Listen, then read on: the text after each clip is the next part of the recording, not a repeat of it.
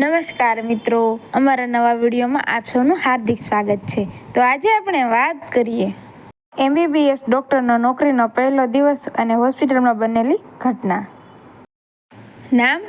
મેં સામે ઊભેલા ઉમેદવારને પૂછવા ખાતર જ પૂછ્યું, કારણ કે એનું નામ તો નોકરી માટેની અરજીમાં લખેલું જ હતું. પણ વાતચીતનો પુલ બાંધવા માટે પરિચયનું બહાનું આવશ્યક હોય છે. એણે શાંતિથી જવાબ આપ્યો, પ્રતાપ, ચિત્તોડથી આવો છો? મેં મજાક કરી. ના, એ ઇન્ટરવ્યૂમાં હસી શકાય એટલું માપ પ્રમાણેનું હસ્યું. વડોદરાથી આવું છું. ડિગ્રી? MBBS. એણે મારા હવે પછીના સંભવિત સવાલો પણ સૂંઘી લીધા. ગયા વર્ષે MBBS પાસ કર્યું, 15 દિવસ પહેલાં ઇન્ટર્નશીપ પૂરી કરી. હવે શું કરવાનો ઈરાદો છે? નોકરી? જોબ તમે આપો તો. નોકરી ન આપવાનો સવાલ જ નથી. સવાલ તમારા દ્વારા નોકરીના સ્વીકારવાનો છે. હું આપના કહેવાનો અર્થ સમજ્યો નહીં. એના ચહેરા પર પ્રામાણિક કબૂલાત હતી. હું જોઈ શક્યો કે એ ખરેખર મારા વાક્યમાં રહેલો સૂચિતાર્થ સમજી શક્યો ન હતો. ધીમે ધીમે સમજી જશો. મેં વાતની દિશા બદલી નાખી. ક્યારથી હાજર થવું ફાવશે? 2 દિવસનો સમય આપો તો સારું. ઘરે જઈને સામાન લઈ આવું. 30 વર્ષ પહેલાં હું આ સાવ નવા ઉત્સાહી જુવાન ડૉક્ટરને જોઈ રહ્યો. એને બાપડાને ખબર હશે કે કેવી હાડમારી ભરેલી નોકરી સ્વીકારવાની હા પાડી રહ્યો છે. મારું ચાલત તો અવશ્ય એને ફોડ પાડીને સમજાવી દેત, પણ મારી જીભ થીજેલી હતી અને હોઠ સિવાયેલા હતા. હોસ્પિટલનું ટ્રસ્ટી મંડળ મારી સામે જ બેઠેલું હતું. એમાંથી એક પણ ટ્રસ્ટી ડૉક્ટરી વ્યવસાય સાથે સંકળાયેલો ન હતો. મોટાભાગના વેપારીઓ હતા, પણ હોસ્પિટલ, હાઈસ્કૂલ, કોલેજ, ધર્મશાળા જેવી સખાવતી સંસ્થાઓનો વહીવટ કરીને ગીટ થઈ ચૂકેલા વડીલો હતા. આ હોસ્પિટલનો ઇન્ચાર્જ ચીફ મેડિકલ ઓફિસર હું હોવાને કારણે નવા ડૉક્ટરનો ઇન્ટરવ્યૂ લેવાનું મારા ભાગે આવ્યું હતું. બાકી પગારથી માંડીને અન્ય તમામ બાબતોની લગામ આ વેપારીઓના હાથમાં હતી. ટ્રસ્ટીઓના ડોકા દૂરથી સૂચક રીતે હલ્યા અને મેં ઘંટડી મારી. બહાર ઊભેલો પટ્ટાવાળો અંદર આવ્યો. જી સર. લાલજી, આ આપણા નવા મેડિકલ ઓફિસર છે. એમને હરીશભાઈ પાસે લઈ જા. અત્યારે જ ઓર્ડર તૈયાર કરાવી દે. 2 દિવસ પછી તેઓ હાજર થશે. ત્યાં સુધી એમનું ક્વાર્ટર સાફસૂફી કરાવીને તૈયાર રાખવાનું ના ભૂલીશ. જાઓ doctor, wish you all the best. મેં મારા નવા ભાવિ જુનિયર સાથીને એમની પ્રથમ નોકરી માટે શુભેચ્છા આપી. એ આભાર માનીને ઊભો થયો. લાલજીની પાછળ ઓફિસની દિશામાં ઓઝલ થયો. 2 દિવસ પછી એ ફરજ પર હાજર થઈ ગયો. સામાન લઈને સીધો રહેઠાણ પર આવ્યો. મને ફાળવવામાં આવેલું મકાન વિશાળ હતું. 50 માણસો બેસી શકે એટલો મોટો ડ્રોઈંગ રૂમ હતો. 3-4 બેડરૂમ હતા. દરેક ખંડમાં આવશ્યક ફર્નિચર પણ સંસ્થા દ્વારા પૂરું પાડવામાં આવ્યું હતું. આવી જ રીતે ડૉક્ટર પ્રતાપ આ બધું જોઈને ખુશ થયો. અરે વાહ, અહીં તો બધી જ સગવડ છે ને કંઈ હું નાહકનો બધો સામાન ઉપાડી લાવ્યો. એવું નથી પ્રતાપ, મેં આવાજમાં બંને એટલી અસ્વસ્થતા ભેળવીને કહ્યું. તારી નિમણૂક મોબાઈલ મેડિકલ ઓફિસર તરીકેની છે અને હું અહીં ફૂટલાઇટ ગાયનેકોલોજિસ્ટ છું. તું જે કંઈ જોઈ રહ્યો છે એ તમામ સુવિધાઓની અપેક્ષા તને આપવામાં આવેલું રહેઠાણ. હું ઈચ્છા હોવા છતાં મારું વાક્ય કરી ન શક્યો. વધુ કંઈ કહેવાને બદલે મેં ઘંટડી મારીને વોર્ડ બોયને બોલાવ્યો. ડૉક્ટર સાહેબને એમનો રૂમ બતાવી દે. 10 મિનિટ પછી પ્રતાપ સામાન મૂકીને પાછો આવ્યો. આ વખતે એનો ચહેરો વિલાયેલો હતો. સર, આના કરતાં તો ધર્મશાળા પણ સારી હોય. માત્ર એક જ રૂમ અને બસ એક રૂમ જ. હું જોઈ શકતો હતો કે પ્રતાપના ચહેરા ઉપર ફરિયાદ ન હતી, માત્ર આઘાત જ હતો. દુઃખ તો મને પણ હતું. પ્રતાપ ભલે મારાથી 5-6 વર્ષ જુનિયર હતો, પણ આખરે એક ડૉક્ટર હતો. સમાજના બૌદ્ધિક સ્તરમાંથી આવતો હતો. બોર્ડની પરીક્ષામાં 95% માર્ક્સ લઈને તબીબી અભ્યાસક્રમમાં પ્રવેશ મેળવવો એ ટાટા, બિરલા કે અંબાણી બનવા જેટલું સહેલું કામ નથી ગણાતું. અને આવો તેજસ્વી યુવાન ડૉક્ટર જ્યારે એના નાનકડા શહેરની ગ્રામીણ કહી શકાય એવી ગરીબ પ્રજાની સેવા કરવા માટે સામાન્ય પગારની નોકરી સ્વીકારતો હોય ત્યારે એને ખાવા પીવા રહેવાની ઉત્તમ સગવડ મળવી જ જોઈએ. પ્રતાપ, શાંત થા દોસ્ત, તું એકલો જ છે. મને આટલી બધી સગવડ આપવામાં આવી છે પણ હું એ એકલો જ છું. ભોગવી શકું છું એ બધું. આપણે અહીં કામ કરવા માટે આવ્યા છીએ, આનંદ કરવા માટે નહીં. મેં એને હિંમત આપી. એના ગળે મારી વાત ઉતરી ગઈ. એ દિવસે એણે સવારની ચા પણ મારી સાથે જ પીધી. પછી એણે ફરજ બાબત પૂછપરછ કરી. મારે કામ શું કરવાનું છે? તું અહીં મોબાઈલ મેડિકલ ઓફિસર તરીકે નિમણૂક પામ્યો છે. આ હોસ્પિટલ આજુબાજુના 200 ગામડાઓ વચ્ચે એકમાત્ર આરોગ્ય સુવિધા છે. પણ કેટલાક ગામડા એટલા દૂર છે કે દર્દીઓ અહીં સુધી આવી પણ ન શકે.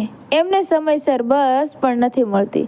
ખાસ એ લોકો માટે આપણે મોબાઈલ મેડિકલ વેનની સગવડ ઊભી કરી છે. રોજ સવારે તારે નીકળી પડવાનું. તારી સાથે એક ડ્રાઈવર હશે. એક કમ્પાઉન્ડર રોજ 5 ગામડા ફરવાના રહેશે. દરેક ગામડે તારા માટે સરપંચ તરફથી એક રૂમ ફાળવવામાં આવી હશે. ત્યાં બેસીને તારે દર્દીઓ તપાસવાના રહેશે. પછી બીજું ગામ, ત્રીજું ગામ અને પછી ચોથું, પાંચમું. રસ્તામાં ક્યાંય ચા પાણી નહીં મળે. પીવાનું પાણી સાથે લઈ જવાનું રહેશે. ગામડામાં જે પાણી હશે એ તમામ પ્રકારના પેરાસાઇટ્સથી દૂષિત હશે. તારે અહીં પાછા ફરતા 1:30-2 વાગી જશે. પછી જમવાનું આપણે સાથે રાખીશું. મારા માટે જ્યાંથી ટિફિન આવે છે ત્યાંથી તારા માટે પણ વ્યવસ્થા કરાવી દઈશ. નીચે મોબાઈલ વેનનું હોર્ન વાગતું સંભળાયું. પ્રતાપ ગયો એ વખતે ઘડિયાળમાં સવારના 8:30 વાગ્યા હતા. હું પણ મારા કામ પર પછડ્યો. વોર્ડનું અને ઓપીડીનું કામ પતાવ્યું ત્યાં 1 વાગી ગયો. 2 ઓપરેશનોએ 2 વગાડી દીધા. ઉપર આવીને જોયું તો ટિફિનમાં ભોજન ઠંડી પડી ચૂક્યું હતું. મારી ભૂખ ગરમ થઈ રહી હતી પણ મને યાદ હતું કે મારા પ્રતાપની રાહ જોવાની હતી. 2:30, 3, 3:30, છેક 4 વાગ્યે પ્રતાપ આવ્યો. પણ કેવો થઈને આવ્યો હતો! ડૉક્ટર તરીકે ગયો હતો અને દર્દી જેવો બનીને પાછો આવ્યો હતો. સીધો જ સોફામાં ફસડાઈ પડ્યો.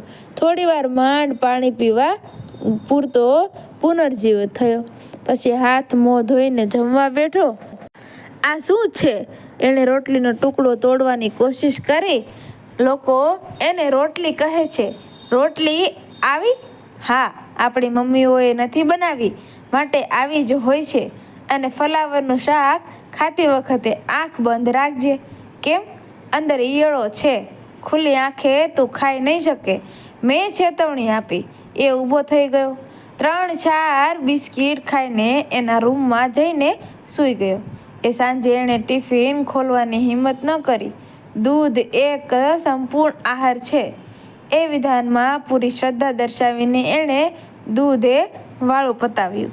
બીજા દિવસની સવારે ચા નાસ્તા વખતે એ ફરી પાછો તાજો માજો લાગતો હતો. કાલે પડેલો દિવસ હતો, પહેલો દિવસ ને એટલે જરા વસમું પડી ગયું. બાકી આજે થાક નહીં લાગે. એ દિવસે 4 વાગ્યે આવ્યો હતો. આજે મેં એની રાહ જોયા વગર જમી લીધું હતું. પણ મેં જોયું કે આજે તો એની હાલત ગઈકાલ કરતાં પણ વધુ ખરાબ હતી. એ તદ્દન લાશ જેવો બનીને પાછો આવ્યો. શું થયું? અરે વાત જ ન પૂછશો સાહેબ. મારામાં તો બોલવાના પણ હોશ કોશ બસ્યા નથી. એ સોફામાં ફર્નિચરનો એક ભાગ હોય એમ પડ્યો રહ્યો. પછી અચાનક ટિફિન ખોલીને તૂટી પડ્યો. રબરની રોટલી, પથ્થરનું શાક અને તલવારની ધાર જેવી તીખી દાળ ઝાપટી ગયો. પછી આજના દિવસની દર્દનાક નાસ્તાન શરૂ થઈ. ગાડીને ધક્કા મારી મારીને દમ નીકળી ગયો. 5ને બદલે 3 જ ગામ પૂરા કરી શક્યો. 10 મિનિટ માટે મોબાઈલ વેન ચાલે અને 20 મિનિટ સુધી મારે નીચે ઉતરીને ધક્કા મારવા પડે. કમ્પાઉન્ડરની પણ એ જ હાલત. ફરક માત્ર એટલો કે એ ટેવાઈ ચૂકેલો અને હું જિંદગીમાં પહેલીવાર. ઓ બાપ રે, મરી ગયો. અચાનક એણે ચાલુ વાતે ચીસ પાડી. કેમ? શું થયું? હું ઊભો થઈ ગયો. એ પેટ દબાવીને પથારીમાં ઉછળી રહ્યો. એસિડિટી વધી ગઈ હોય એવું લાગે છે. જમવાનું બહુ તીખું હતું. મરી ગયો રે, ચિંતા ન કર, હું દવા આપું છું. મેં હાઇપર એસિડિટીની ગોળી કાઢીને એના હાથમાં મૂકી. તમને પણ? હા, જેમ કમ્પાઉન્ડર ગાડીની ધક્કા મારીને ટેવાઈ ગયો છે એમ હું એસિડિટીથી ટેવાઈ ગયો છું. રોજ જમ્યા પછી મુખવાસમાં રેનિટીન ખાઉં છું. તું પણ ધીમે ધીમે ટેવાઈ જઈશ. ત્રીજા દિવસે એને મરડો થઈ ગયો. 2 દિવસ રૂમમાં પડી રહ્યો. પ્રતાપ હવે મહારાણાને બદલે હાડપિંજર જેવો દેખાવા માંડ્યો. 15 દિવસ પછી એને મેલેરિયા થઈ ગયો. વજન ખાસ્સું ઉતરી ગયું. એક દિવસ સાંજે એ ગમગીન હતો. મને સમજ નથી પડતી કે હું શું કરું. નોકરી ન ફાવતી હોય તો છોડી દે, મેં એને સલાહ આપી. પોસ્ટ ગ્રેજ્યુએશન કર, માર્ક્સ ઓછા પડે છે, સારી બ્રાન્ચમાં પ્રવેશ મળે એમ નથી. એનો અવાજ ભાંગેલો હતો. તો પછી પ્રાઇવેટ પ્રેક્ટિસ શરૂ કરી દે. એ માટે પણ 1-2 લાખ રૂપિયા જોઈએ. અને મારા ઘરની આર્થિક સ્થિતિ. અધૂરા વાક્યમાં પૂરો અર્થ સ્પષ્ટ હતો. સરકારી નોકરી, લાંચ આપવી પડે એમ છે. એનો જવાબ ભારે થઈ જતો હતો અને મારી પાસે સલાહોનો ભંડાર ખાલી થઈ રહ્યો હતો. એ ચૂપ થઈ ગયો, પણ મને લાગતું હતું કે એ જરૂર કોઈ નિર્ણય ઉપર આવી રહ્યો હતો. આવી જ રીતે 1 મહિનાની નોકરી પૂરી કરીને એ સામાન બાંધ્યો. રૂમને તાળું મારીને મારી પાસે આવ્યો. લ્યો ચાવી. કેમ? ક્યાં જાય છે? હા, શું કરીશ? મારી પૂછપરછમાં સહાનુભૂતિ હતી. મારા લગ્નનું નક્કી થઈ ગયું છે. છોકરી અમેરિકાની છે. આવતા અઠવાડિયે લગ્ન છે. પછી ગમે ત્યારે હું ઉડી જઈશ. છોકરી સારી છે. ઠીક છે, પણ એનું ગ્રીન કાર્ડ બહુ સારું છે. આ ઉત્તરાર્ધમાં ઘણું બધું સમાઈ જતું હતું. સારું Pratap, wish you all the best. પત્ર લખીશ ને? હા, પણ તમે જવાબ લખશો? હું હસ્યો. તને ખબર તો છે કે હું પત્રોનો જવાબ નહીં લખવાની શકતો, પણ મને પત્રો વાંચવા ગમે છે. એ પછી 6 મહિને અમેરિકાથી એનો પત્ર આવ્યો. એની વાત હતી.